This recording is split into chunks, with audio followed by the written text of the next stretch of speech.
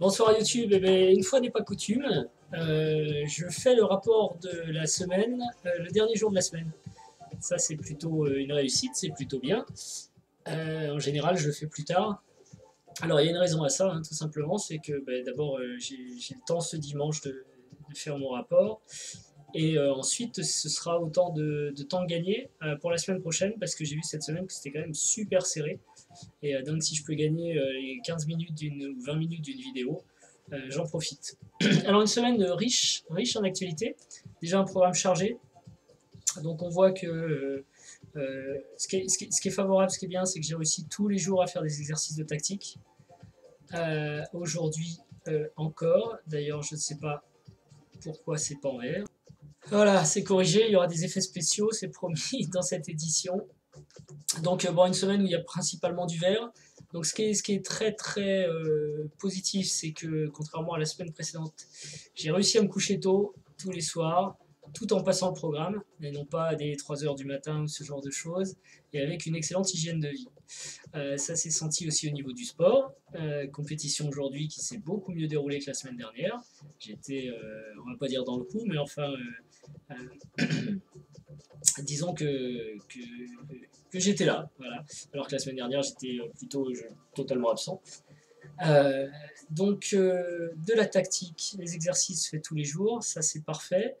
Toutes les séances de sport également, sauf samedi. J'ai un petit problème pour le samedi parce que je suis pas, je suis, on va dire, totalement dévoué à la cause familiale et donc pas de temps pour le sport samedi, mais bon, c'est pas très très grave compte tenu du fait que j'arrive à m'entraîner les autres jours et donc à garder la forme. C'est quand même le seul objectif, c'est plus d'être compétitif, hein, c'est de garder la forme. Le travail sur les ouvertures, j'aime bien la nouvelle forme, c'est un peu plus relâché. Alors pour les gens qui sont un peu perdus dans mes codes, là, donc sur la tactique, c'est des exercices de visualisation, des exercices à vitesse standard, donc non chronométrés, des exercices en tactique blitz, donc chronométrés, du reverse, donc en prenant la position du défenseur, en inversant l'échiquier en quelque sorte, résoudre des exercices avec le point de vue de la défense et en temps limité, et des exercices sur les finales. Voilà. Pour les ouvertures, à chaque séance, je fais des répétitions du répertoire pour apprendre par cœur. De la lecture, ça c'est très important. Vous avez vu d'ailleurs dans mes différentes vidéos que je m'efforce de jouer la sicilienne, qui ne va pas forcément avec mon style, mais pour travailler la partie tactique. Et donc pour comprendre cette ouverture aussi, c'est important je pense de la comprendre. Je suis en train d'étudier un bouquin sur la sicilienne, notamment la Najdorf, qui est celle que je rencontre le plus souvent, tant avec les blancs qu'avec les noirs. Et j'attends beaucoup de progrès de cette lecture stratégique, puisque jusqu'alors, je ne connaissais que l'ordre de quelques coups, mais pas nécessairement la stratégie, les idées derrière. Donc je trouve ça génial, en fait, ça m'intéresse beaucoup, évidemment. Ça complète aussi un peu mon répertoire, ça me permet de comprendre pourquoi, hein, parce qu'on a vu que je ratais des coups parce que tout simplement je joue bêtement sans savoir pourquoi. Donc là, je devrais savoir pourquoi, et donc ça devrait me permettre de bien m'améliorer. D'ailleurs, c'est évident, quand on joue des ouvertures, je pense qu'il faut se documenter sur ces ouvertures pour se les faire expliquer et mieux les comprendre. Donc c'est ce que je suis en train de faire pour l'instant donc sur la sicilienne.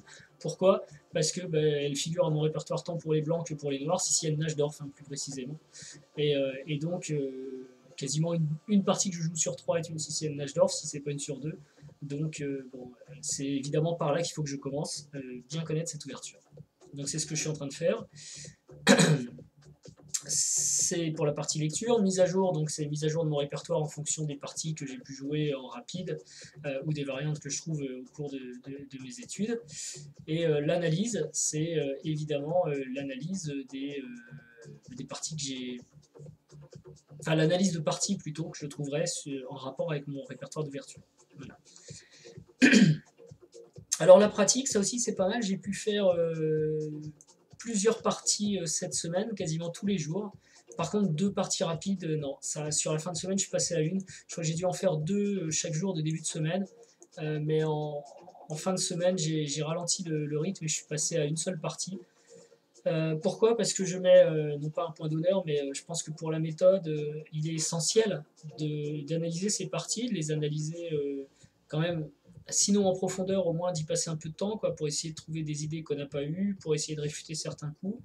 Et je me suis rendu compte que quand je jouais 2 parties rapides, donc en fait avec l'incrément, ça peut quand même durer une demi-heure, la partie. Donc ça fait 1 heure de jeu. Et pour analyser une demi-heure de jeu, je mets plutôt 1 heure. Donc au final, ça me fait une séance, non, enfin, ouais, je mets même plus d'1 heure, quoi. En fait, je vais mettre 1 heure par partie. Donc même si c'est une partie de 30 minutes, je vais mettre 1 heure par partie, voilà. Donc au final, ça me fait pas un créneau d'1 heure et demie pour la pratique et l'analyse, mais un créneau de une demi-heure pour une partie, plus une demi-heure pour la deuxième, ça fait 1 heure, et 2 heures pour les analyses, ça fait 3 heures. Et un créneau de 3 heures, alors pour la pratique, c'est bien, pour s'entraîner, mais par contre, au niveau de mon emploi du temps très serré, c'est compliqué. Donc je pense que je vais repasser ici, et là ça va mieux, à une partie par jour. Par contre, je vais m'efforcer de bien la faire pour tenir cette heure et demie de pratique et d'analyse. Pour pas bâcher en fait l'analyse, hein, tout simplement bâcler pardon l'analyse. Euh, mais à faire des analyses qui me serviront vraiment à quelque chose, avec complément de mon répertoire, cette semaine j'ai joué des parties où les finales étaient vraiment mauvaises parce qu'on les a jouées en blitz, et c'est intéressant de revenir sur ces finales, finales de fou notamment, pour mieux comprendre ce qui s'y passe.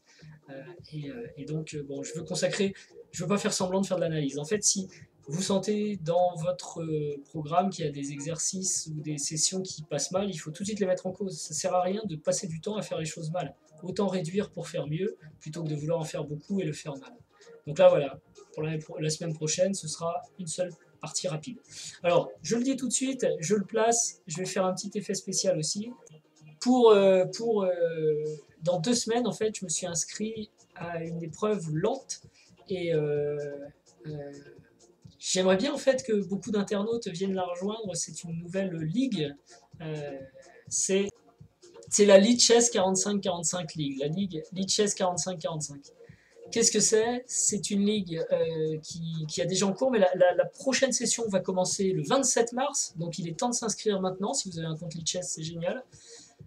C'est l'occasion de jouer des parties lentes en 45 minutes plus 45 secondes, d'où le 45 plus 45, en équipe. Donc pas question de tricher, aucun intérêt, il n'y a pas de classement individuel, c'est un classement par équipe. Des équipes de 6 je crois, mais je suis même plus sûr, peu importe. Et sur 8 rondes. La cadence, c'est une partie par semaine, donc il faut trouver entre 2 et 3 heures par semaine pour jouer une partie lente en 45-45 contre un adversaire sur Lichess dans le cadre d'une compétition par équipe. Moi je fais la promo de cette ligue parce que je trouve ça génial. Le rapide c'est bien, mais j'ai vu les limites quand même.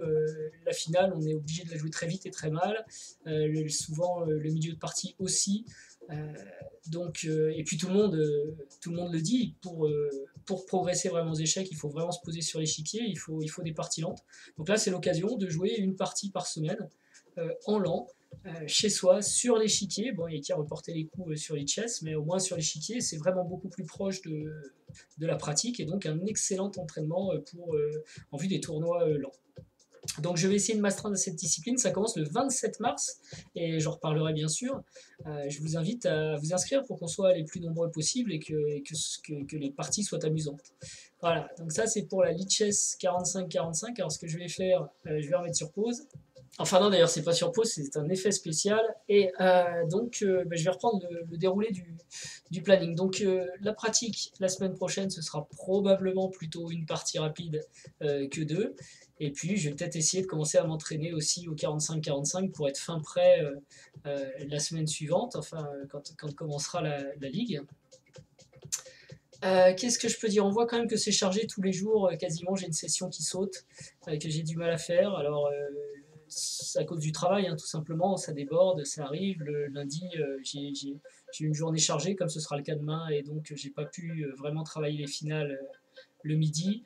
Le soir, on voit que j'ai tenu à me coucher tôt, mais du coup, c'est la lecture stratégique que j'ai pas pu faire. Je vais la faire ce soir, donc la vidéo, on va pas la faire très longue. Mercredi, c'est le travail sur les ouvertures. Alors, c'était moins grave parce que je l'avais déjà fait les 2 jours précédents. C'est peut-être pas forcément quelque chose à faire quotidiennement. Je vais y réfléchir aussi. Mais vous vous souvenez, j'ai réagencé en fait mon planning pour qu'il soit simple à intégrer, à mémoriser et à suivre.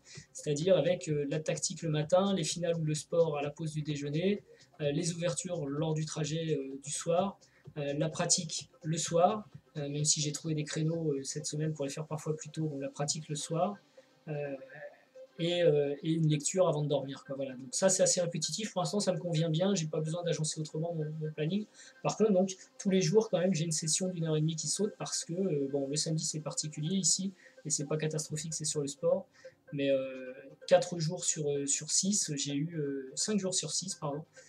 J'ai eu des petites difficultés pour une séance. Donc ça, il faut que je vois aussi, je vais y réfléchir ce soir, demain, si j'allège un tout petit peu pour faire du 100%, ou si tout simplement le fait de faire sauter en plus c'est pas toujours la même, donc c'est intéressant, vous voyez, un coup ça a été les finales, une autre fois la stratégie, 2 fois les ouvertures, soit, et puis une fois la pratique, donc c'est quand même assez distribué. J'essaye de faire en sorte, si je dois rater une séance, que ce soit pas toujours la même, pour pas créer un point faible à un endroit donné, quoi.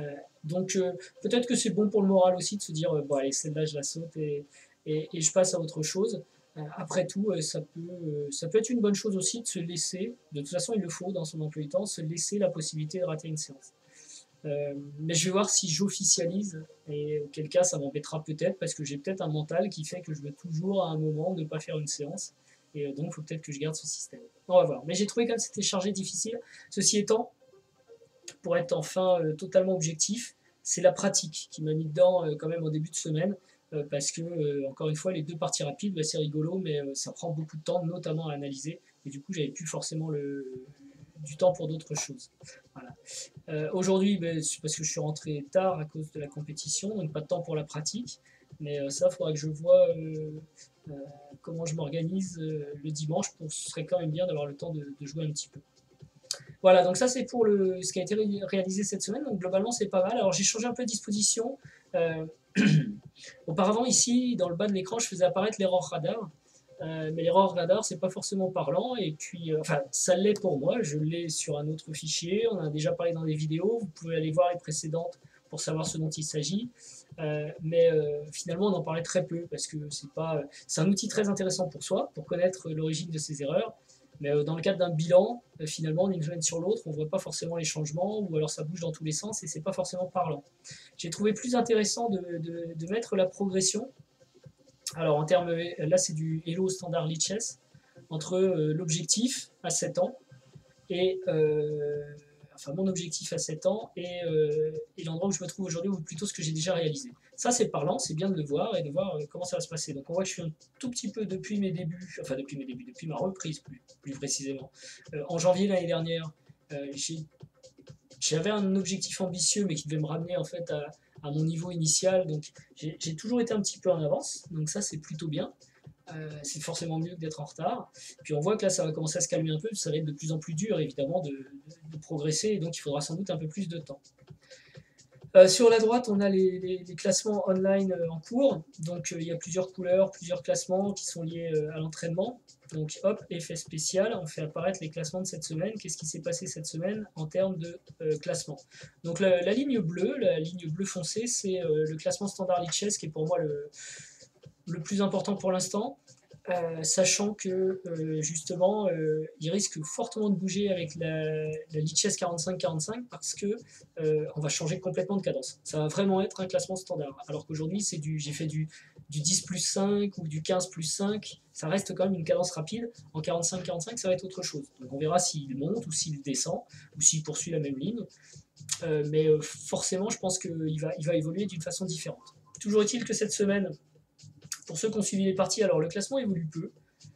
10 points, c'est pas beaucoup. Si on regarde la ligne bleue foncée, bon, ça reste quand même une tendance à la progression, ce qui est une bonne chose.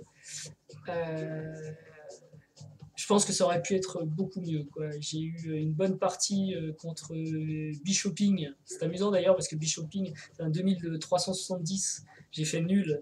Et j'ai peut-être même raté des choses, quoi. Fou prend H7, enfin pour ceux qui ont suivi, il y avait peut-être moyen. Et Bishoping, ce qui est amusant, c'est que il a fait nul. Il devait être déçu contre l'élève. Et le lendemain, il a joué contre le grand maître de l'élève, à savoir Igor. Il y a une vidéo, c'était vendredi. Moi, j'ai dû jouer jeudi contre Bishoping. Et Igor a joué vendredi et ils ont fait nul également. Donc c'est un peu amusant. Quand j'ai vu la vidéo d'Igor, je me suis dit tiens, c'est amusant. On a joué avec le même résultat. Donc bon, mauvais résultat pour Igor hein, et bon résultat pour moi. Bishoping. Donc voilà, il y avait 2370, presque 2400, une partie nulle et je pense que franchement j'avais j'avais peut-être du jeu à un moment. Et puis une partie qui a fait couler beaucoup d'encre. En tout cas, il y a eu beaucoup de commentaires. Moi, j'étais vraiment déçu. Ça a été contre. J'ai oublié le pseudo du garçon, mais une partie intéressante contre un 2200 et quelques. Euh, Peut-être même 2250, je sais plus. Et franchement, positionnellement, c'était totalement gagné. Et ensuite, le temps s'est accéléré, la position s'est ouverte, et bah, voilà, quand ça s'accélère, moi j'ai du mal. Et j'étais vraiment déçu parce que c'est un gâchis, quoi. Donc il y avait potentiellement mieux. Mais alors, au niveau de la semaine, donc le classement monte un petit peu. Ce qui est bon pour moi, c'est que je me dis, avec les parties en plus qui ont été jouées, je pense même que le niveau augmente. Alors, pour contrebalancer les dernières parties où je boude, je vous rassure, je le ferai plus parce que j'ai pas. Mais j'étais vraiment énervé. Je me suis dit, mince, ça fait déjà ces deux parties face à des forts joueurs qui ne sont pas passés exactement comme je voulais. Et là, je jouais contre un 2054, je crois. Et je donne une pièce très bien. Enfin, l'ouverture est rigolote, intéressante parce que je la connais pas et j'ai failli me faire piéger, je reviens en arrière, mais après, par contre, je laisse une pièce. Et je me suis énervé, j'arrive à gagner la partie. Alors, avec de la chance, forcément, il faut de la chance. Euh, alors, je vois des commentaires rigolos des fois sur le site, mais euh, en gros, quand je perds, c'est parce que je suis nul. Et quand je gagne, c'est parce que l'adversaire est nul. Alors, il faut être très clair là-dessus. Vous voyez mes classements, ce sont des classements, ce qu'il y a de plus banal. Je ne suis pas un bon joueur d'échecs. Ce qui est exceptionnel dans ma démarche, c'est que j'ai décidé de me positionner avec un objectif, de mettre tout en œuvre, de m'amuser à mettre tout en œuvre pour atteindre cet objectif et d'y consacrer du temps. Et que peut-être je vais progresser. A priori, d'ailleurs, en passant du temps, je vais progresser. Et d'ailleurs, je progresse déjà. Ça fait un an que je progresse et que je progresse plutôt bien. Donc il y a du progrès, mais pour l'instant, mon niveau, je l'assume, il est mauvais. Je suis un mauvais joueur d'échecs. Voilà, de toute façon, je pense que tous les gens qui sont en dessous de 2000, 2003 sont des gens totalement anonymes aux échecs, même 2004 malheureusement, parce que le niveau est tellement haut. Euh, donc voilà, quand on est anonyme, on joue pas bien, on fait des erreurs, et effectivement, quand on perd, c'est qu'on n'est pas bon, et on arrive à battre des adversaires qui sont pas bons non plus. Ça, c'est tout. Mais alors, c'est d'une banalité, je sais même pas pourquoi j'en parle si longtemps. Donc, voilà, tout ça pour dire que le classement standard évolue un peu, mais je suis content parce que mon niveau de jeu a augmenté. Le fait d'accrocher des plus de 2002, des plus de 2003, pour moi, il y a un an, c'était totalement inimaginable. Donc je suis content, je sens que ça progresse bien. Euh, Maintenant, ça progresse pas vite non plus, mais bon, c'est dans l'ordre des choses. Hein, c'est cette courbe-là, voilà, c'est progression, lente mais certaine. En blitz, ben, alors ça c'est bien. Depuis le temps que je fais ces bilans, j'en parle, je dis je vais arrêter le blitz parce qu'en fait, il y a plein de vidéos qui expliquent que c'est pas bon à progresser. D'ailleurs, je sais pas si vous avez vu, j'ai mis une vidéo sur le site. Voilà, dans la catégorie, enfin dans la playlist j'aime, voilà, de John Bartolomé, qui est Mew, je sais pas comment on prononce, qui est maître international, et alors qui est en anglais, mais qui nous explique que pour progresser, ben, il ne faut pas faire comme tous les youtubeurs, au contraire, qui jouent eux tous du blitz, il faut plutôt jouer du lent. D'où l'idée d'ailleurs d'aller dans la ligue Lichess 45-45. Euh, alors elle est en anglais, bon il faut parler anglais, mais il est plutôt persuasif. Et sinon c'est ça le message en fait, hein, c'est ça l'idée, c'est au contraire il faut ralentir la cadence pour progresser. Jouer vite c'est automatique bah, on a eu des échanges sur ce sujet, hein, sur le site entre nous.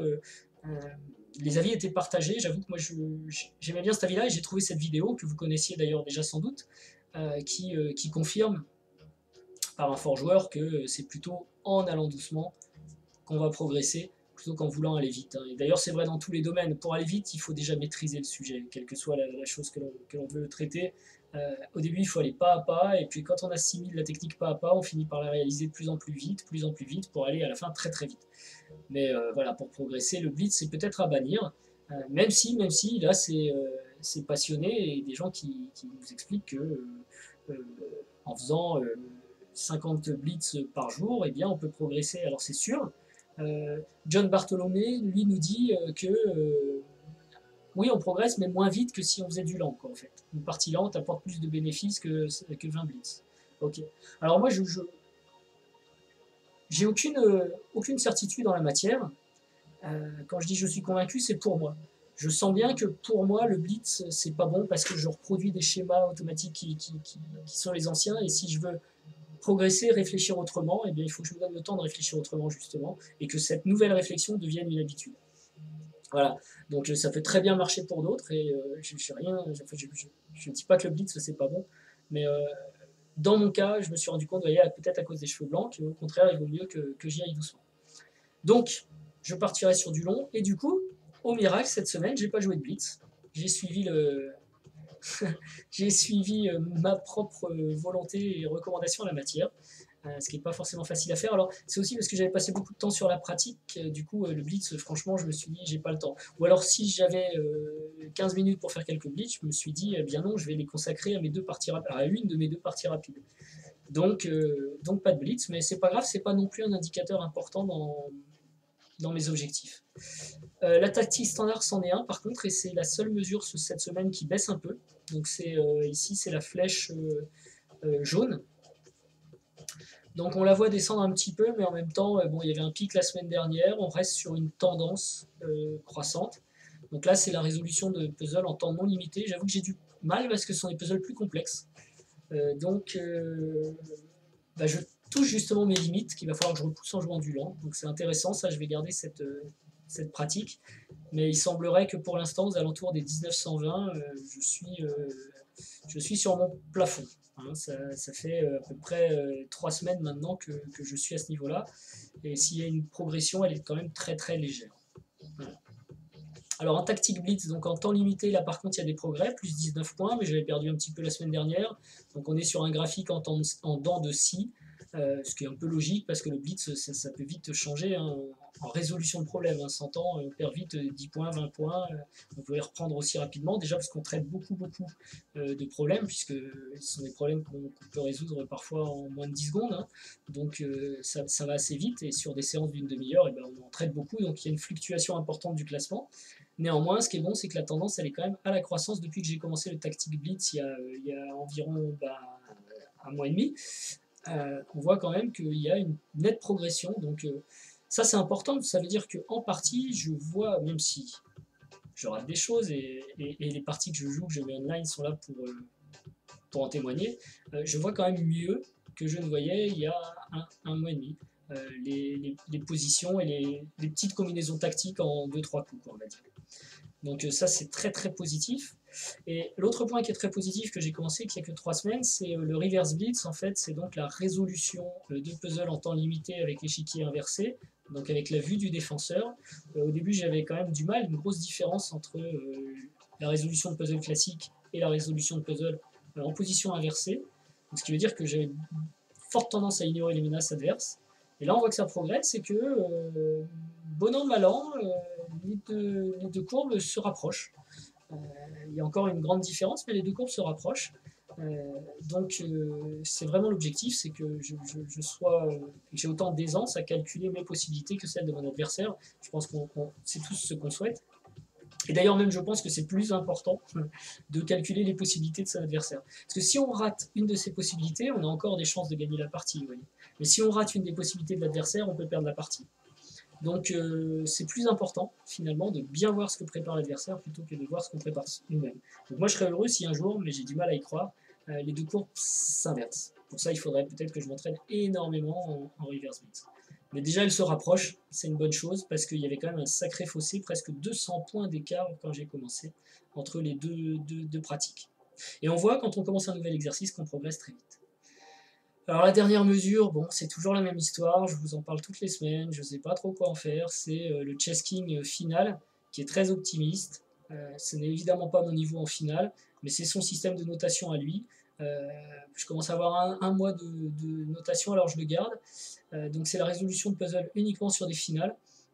Pourquoi il est très optimiste, c'est parce qu'en fait, même quand vous ratez la solution, mais que vous trouvez un ou deux coups dans le chemin de la solution, il vous octroie des points Elo. Alors, au final, ça fait beaucoup de points Elo qui ne sont pas très réalistes. Ce qui me fait un peu plaisir quand même, c'est qu'après 2 semaines de gros progrès, la courbe semble s'infléchir. Donc peut-être que le système de notation de Chess King va finir par me positionner, on va dire, aux alentours des 2300. Je sais que cette valeur n'est pas réaliste, mais au moins j'aurai une valeur étalon pour moi sur Chess King final. et donc je pourrais comparer mes réelles progressions par rapport à cette valeur dans le futur. Donc j'espère que, enfin, c'est curieux de dire ça, j'espère que la courbe va arrêter de monter exponentiellement. Le but, ce serait quand même de progresser tout le temps. Mais enfin, j'aimerais que la croissance soit un peu plus logique, quoi. Un peu plus comme dans les autres domaines, pour que cette mesure ait vraiment du sens pour moi. Au moins la tendance, parce que la mesure elle est trop élevée, au moins la tendance. Après, je verrai si j'enlève 300 points ou pas, ou si je le laisse comme ça. Bon, tant que ça reste lisible, ma foi, je peux le laisser comme ça. Voilà, et puis si vous-même vous utilisez Chessking et que vous faites des exercices de finale, ça vous permet peut-être de comparer, donc c'est intéressant. Voilà, donc ici, ce que j'ai voulu ajouter aussi dans le bilan, c'est la notion d'objectif. C'est important, je m'entraîne pour la réalisation d'objectifs, et quand je montrais ici dans le bas du schéma, enfin de la page, l'erreur radar, je voyais une information qui n'est pas forcément essentielle. Alors que ce qui est essentiel, c'est de vous rappeler que je fonctionne par objectif. Je vous ai fait des vidéos de coaching pour vous-même, d'ailleurs, sur le suivi des objectifs, les objectifs intermédiaires, etc. Donc quand je mets mes classements ici, c'est bien de rappeler, parce que moi je le voyais sur des fichiers, mais vous ne le voyez pas, quels sont mes objectifs mineurs et majeurs. Donc on a un objectif qui a 7 ans, donc là c'est très loin, mais forcément j'ai découpé en petits objectifs que je réajusterai en fonction de l'évolution, hein, parce que c'est ce qu'il faut faire. Il faut toujours remettre en cause son entraînement et ajuster ses objectifs par rapport à ce qu'on voit. Pardon. Et donc, peut-être il faut que je... Non, je peux pas baisser la vidéo. Ok. Je vous montre un instant. Voilà, l'instant c'était rapide, hein, donc c'est juste pour réorganiser un peu la fenêtre. Donc, je mets en valeur, en illustration, mes 2 prochains objectifs pour bien les avoir en tête, pour moi, et pour savoir exactement ce que je mesure chaque semaine, ce que ça représente par rapport à mon prochain objectif.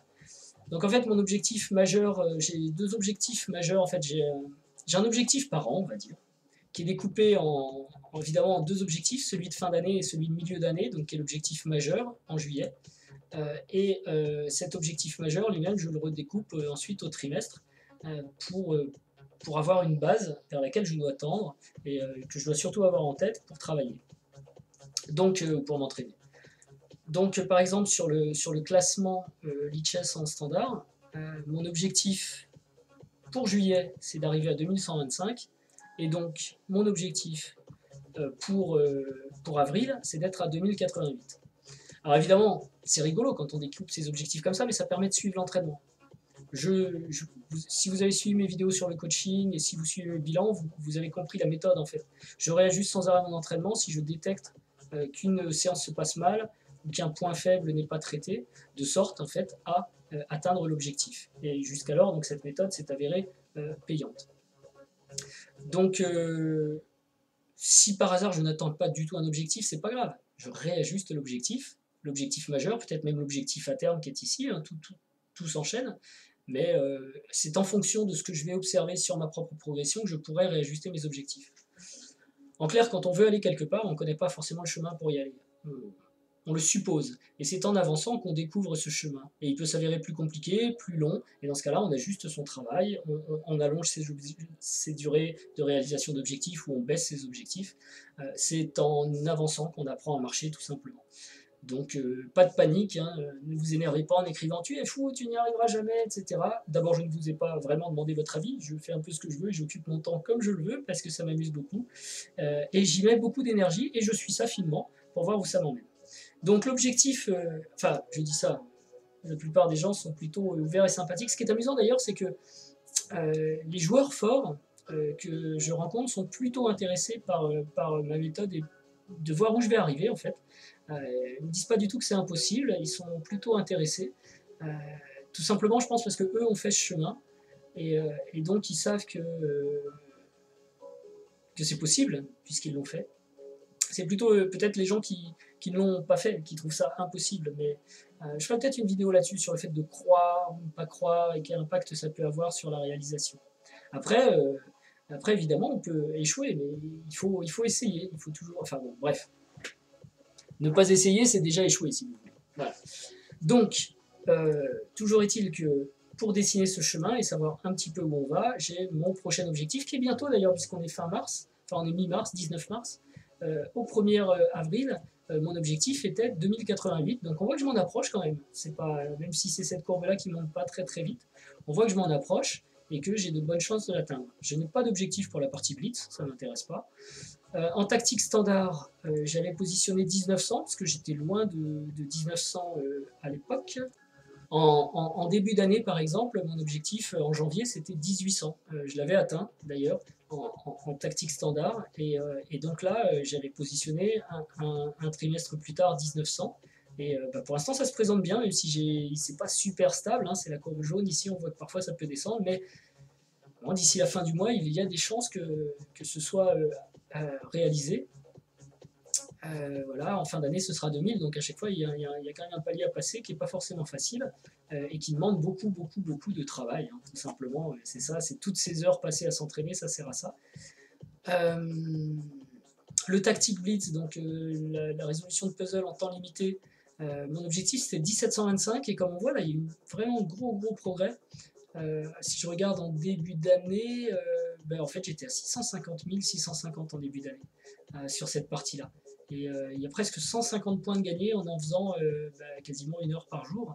Donc, enfin, un peu moins, une demi-heure par jour. Mais parfois, c'est vrai que le reverse blitz, j'y passe aussi du temps. En fait, ma partie tactique, elle est un peu plus large que ça. J'en refais le soir, je m'amuse beaucoup en fait à faire ces puzzles où je me force à m'amuser, plutôt à faire des sessions de 20 minutes et à aller travailler en profondeur. Donc j'y passe un peu plus de temps que ce que vous voyez là aussi. C'était vrai pour la pratique, c'est vrai aussi pour la tactique. Je vais peut-être réajuster les temps là pour plus de, on va dire, d'honnêteté. Je passe plus de temps à m'entraîner que ce qui figure ici, notamment sur la partie tactique. Parce que voilà, je trouve que ça progresse. Et donc Tactic Blitz, du coup, il faudra même que je réajuste peut-être après le mois d'avril mes objectifs majeurs à la hausse. Parce que si je reste proche des 1800, c'est un peu absurde de me dire que de avril jusqu'à juillet, j'ai même pas besoin de progresser sur cette partie. Autant rehausser le niveau cible et voir si c'est possible. Donc en tout cas, on est bien parti pour être dans les clous sur la tactique, alors que simplement en janvier, donc j'étais à 1650 et j'avais comme objectif de gagner 75 points. Quoi. Et a priori, ça va être largement dépassé. Sur le reverse blitz, même chose. Alors j'avais pas de classement. Je crois que les premiers sont sortis à 1600, donc j'ai positionné 1650, mais si ça se passe mieux, je pourrais réajuster. On est aussi là dans le cas où comme j'expliquais tout à l'heure, quand on progresse plus vite que ce qui était attendu, eh bien on peut aussi réajuster ses objectifs à la hausse. Quoi. Donc ce que je ferai sur ces domaines-là, c'est pas des domaines de, c'est pas des classements de niveau réels en fait. Hein, c'est simplement des classements que les outils donnent à la résolution d'exercices. Mais enfin, quand il monte, on peut quand même considérer que mon niveau tactique augmente aussi, quoi, et qu'il est meilleur que ce qu'il était quand j'étais classé 200 points de moins dans ces outils. Donc voilà, ça c'est vraiment le suivi et l'intérêt. Donc a priori, pour l'instant, c'est plutôt positif pour la réalisation des objectifs mineurs et majeurs. Ce sera un peu plus compliqué pour le mois de juillet, mais on va suivre l'évolution de cette courbe. Alors le but, c'est pas non plus de prendre beaucoup d'avance. Hein. Dans ce cas-là, on remonte les objectifs pour que ce soit toujours challenging. Voilà. Par contre, il ne faut pas se mettre en situation d'échec tout le temps, pardon pour les cheveux, voilà, c'est bon. J'ai pas d'objectif précis dans la résolution de finale, j'ai pas d'ailleurs, comme je vous disais, de conviction dans l'outil qui me permet de tester mes aptitudes en finale. Si vous connaissez un bon outil, ça m'intéresse, faites-le moi savoir, répondez sur le site avec le petit like et en vous abonnant, faites savoir que vous utilisez un outil pour la résolution des problèmes de finale qui permet une évaluation. Alors ça existe sur Chess Tempo, mais quand on ne paye pas Chess Tempo, quand on n'est pas un abonné, on a le droit qu'à 2 problèmes par jour, ce qui est beaucoup trop léger pour ce type de programme. Et j'ai pas forcément envie de m'abonner à un site pour résoudre des problèmes de finale, alors que j'ai par ailleurs des bases de données, par exemple sur ChessKing, avec des tonnes de finales à résoudre. Voilà, donc une bonne semaine finalement, avec des résultats pas extraordinaire en termes d'élo, mais sur l'échiquier, c'était quand même assez tendu, donc ça devient rigolo. Et pour le reste, une semaine d'entraînement qui a été assez complète. J'espère faire aussi bien la semaine prochaine. Et d'ailleurs, on se revoit pour en parler la semaine prochaine. Et n'oubliez pas, la ligue Chess 45-45, inscrivez-vous pour pour venir jouer avec moi par équipe. Vous pouvez même demander à ce qu'on soit dans la même équipe, je crois, par équipe. Ou pas d'ailleurs, hein, ça peut être embêtant d'être dans la même équipe que moi parce que mes résultats seront peut-être pas brillants. Donc en tout cas, venez jouer, venez nombreux à cette ligue de partie land, ça peut être sympa. Une partie land par semaine, 8 rondes. En tout cas, moi j'ai hâte d'y être. Voilà, ça a été beaucoup plus long que prévu. Je vais quand même lire ma petite stratégie ici en allant me coucher. Une demi-heure de lecture stratégique sur le bon placement des pièces. Et je vous souhaite une bonne soirée et une bonne semaine. À bientôt. Au revoir.